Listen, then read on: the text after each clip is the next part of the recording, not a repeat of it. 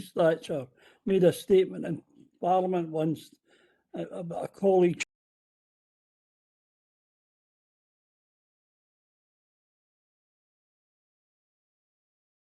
The staff have paused the recording channel during you saying that, so please, no more interjections. We are now in formal meeting, please. So good afternoon and welcome to this special meeting of the Policy and Resources Committee. Can I remind you of the protocol? Everybody be on mute unless you are invited to speak. So item 1 on our agenda is apologies, substitutions and declarations of interest. Lindsay, do we have any apologies or substitutions? Convener, Smee, today, Councillor Alfeld has submitted apologies and will be substituted by Councillor Mackenzie. Okay. And I think everybody else is here, apart from Councillor Curley made it yet? Yep, you've made it, Chris. Okay. Right, so thank you for any declarations of interest. No private landlords. Okay, right, thanks for that. Stephen, I'll declare an interest that owner of 2 properties in District Malone. Okay. Computer there. Okay, thanks for that, Tommy. Okay, so sorry, Stephen, I'll declare an interest as well. I'm a private landlord too. Forgot about that. okay. So I was just being helpful there to people, but I'm assuming that neither of you believe that your interests merits you not participating in the discussions for the meeting. Okay. Well, Okay. So Stephen, I'll be flowing property as well, but some of them are commercial. Okay. Okay. Right. Okay. Item 2 on our agenda is the Council Tax Appeal Decision of the Valuation Appeal Committee. So just before I invite officers to present the report, it would be helpful to me give a wee bit of guidance in terms of how I propose to play this. Obviously, we have a public report and a private appendix. So the intention is that officers will present the public report in public. We will then go into private session to discuss the private appendix and take any questions which are of a private nature. We will then go back into the public domain and have any further questions or discussion before we obviously come to the recommendations and the decision making. People quite content with that approach? Okay, it will require Mr. Goodwin, the Chief Reporter of the Greenock Telegraph, to temporarily leave us once we've dealt with the public report, but you'll be free to come back in once we come back into the public domain. I think Councillor Brooks is here as well, just observing. Is that correct, Councillor Brooks? That's correct, Stephen. Thank you. And just to be clear in one thing before I ask Alan to present the report, this report is on a specific issue relating to council tax and a council tax appeal. It is not a report on the Clune Park regeneration strategy. There's clearly in the report, members have been advised that there will be a report on the Clune Park regeneration strategy to the Environment Regeneration Committee in August, and that's the appropriate committee for any review or discussion on the Clune Park regeneration strategy to take place. So I'd ask members in terms of their questioning and contributions to be mindful of that particular guidance before we go to the questioning session.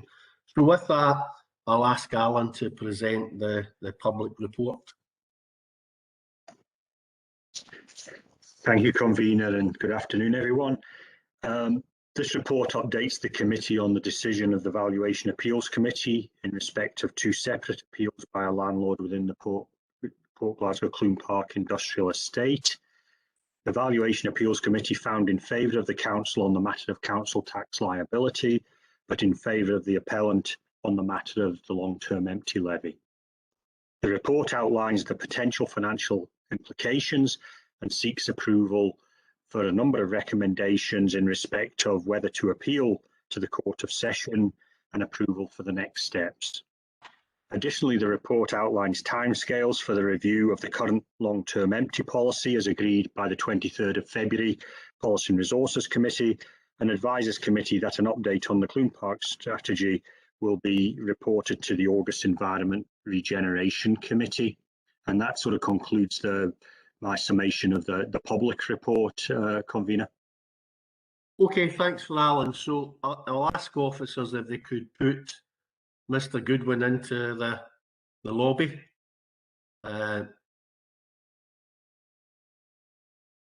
And once you've done that, we can obviously get into private session.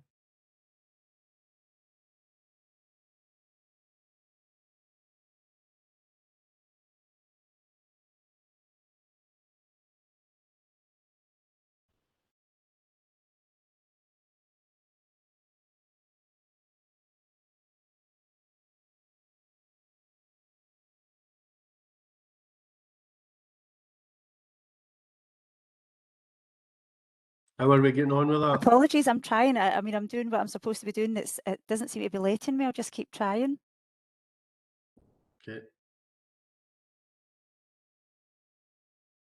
Right. Failing that, if we can't do that, we can ask David to leave, and he's put his telephone number, his mobile number in the chat. For some reason, Councillor McCabe, I'm doing everything that we're supposed to, but it's just not letting me put him in the lobby. Right. Okay. Right. If David, if you log out, and then I think you can come back in the same link, David. So if you log out, then Lindsay will give you a call when you're able to come back in on the same link. Could you just send me? I'll just need to get David's number. If you could maybe email it to me. It's in the chat, Lindsay. It's in the chat. Okay.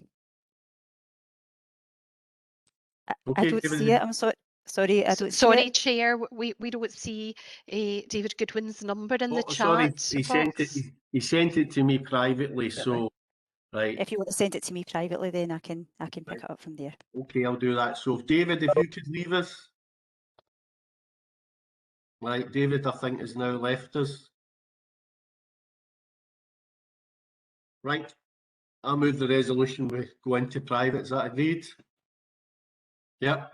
Okay, Alan, colleagues, we're now in the public part of the meeting again, and there's the opportunity to ask questions and make comments in relation to the public part of the report. And Elizabeth, you earlier indicated you wanted to come in, so I'll bring you in first. Yeah, just a couple of things. It's really just, sorry, can you guys hear me okay? Yes. Thanks. I think one of the main points of scrutiny that we had in February when we met was about the application of the long-term empty levy, and it's really just to say that if we are having a report to Environment Regeneration in August, I think it would be sort of good to sort of reflect on that in terms of the policy and its application going forward in its widest context. Would be one of the things that I would want to sort of say. I realise that's more about what happens in August, but I take the opportunity to graciously ask that we influence what happens in the report in August. I'm glad that we are getting the opportunity to take stock in terms of Clune Park in its entirety, but also just in terms of moving forward with that again, and also again more trying to influence the report for August, maybe looking at potentially closer links with Scottish Government in terms of moving forward and how things are progressed as we move forward in terms of beyond August. So those are the kind of basic things I wanted to say at the minute, but I'll possibly come back in later on if that's okay. Okay, just to clarify in terms of the long-term empty, and Alan will keep us right on that. We've agreed previously at the meeting on the 23rd of February that we're going to carry out a review of the long-term empty policy, and we're going to have a public consultation. And Alan, I'll be right in assuming that the outcome of that will be reported to this committee, not to the Environment Regeneration Committee. Is that correct? Apologies for misunderstanding that. Sorry. Yeah. Sorry, Elizabeth. Yes, that would be the case. In the report, in paragraph 5.5, I've set out the timescale and the aim is that the questionnaires will go out in the next, certainly in the next couple of weeks, and will be available for the public. Those who have long-term empty properties will be specifically targeted, RSLs, etc. And the results of that, I think the request from the Policy and Resources Committee was to report back on the effectiveness of the long-term empty policy, and officers are pulled together in movements in long-term empty numbers over the period. That will be reported to the September Policy and Resources Committee, and on the basis that the officers maybe have an expectation that members will maybe want to amend aspects of the long-term empty policy, then that gives space for a revised long-term empty policy to be considered again by the Policy and Resources Committee, potentially as part of the 22-23 budget. And if I could just sort of close the loop on that one, clearly in the recommendations for today's report is effectively the recommendation that long-term empty is not levied on the Clune Park estate and the bills are cancelled.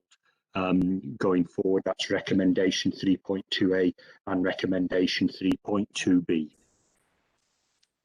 Okay, just in relation to engagement with the Scottish Government, maybe this is for Stuart, but we will get an update in terms of the report to the August Environment Regeneration and in our ongoing discussions with the Scottish Government. Through you, convener, yes, that will be the case. Okay, right.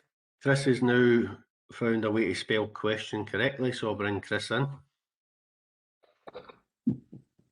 Thank you. I just had time to write it this time. I've got just a question of clarification related to, we're talking about cancelling the debts in the Clune Park estate. How are we defining the Clune Park estate? Is it because I know there's other, what do you call it, there's other properties there that are not specifically related to the Red Sandstone U buildings, but there's other properties that are nearby. So what's our definition of the Clune Park estate? Okay, Alan, you want to pick that up? I would before doing that, I would take advice from my colleagues in the housing strategy side who are dealing with it. But in simple terms, it'd be those that would be covered by the same areas covered by the appeal by the landlord. So within that, the specific actions that have been taken by the council, there is a geographical layout for that. So it'd be within that. But I'll take advice from colleagues in housing at the appropriate time before we take any action.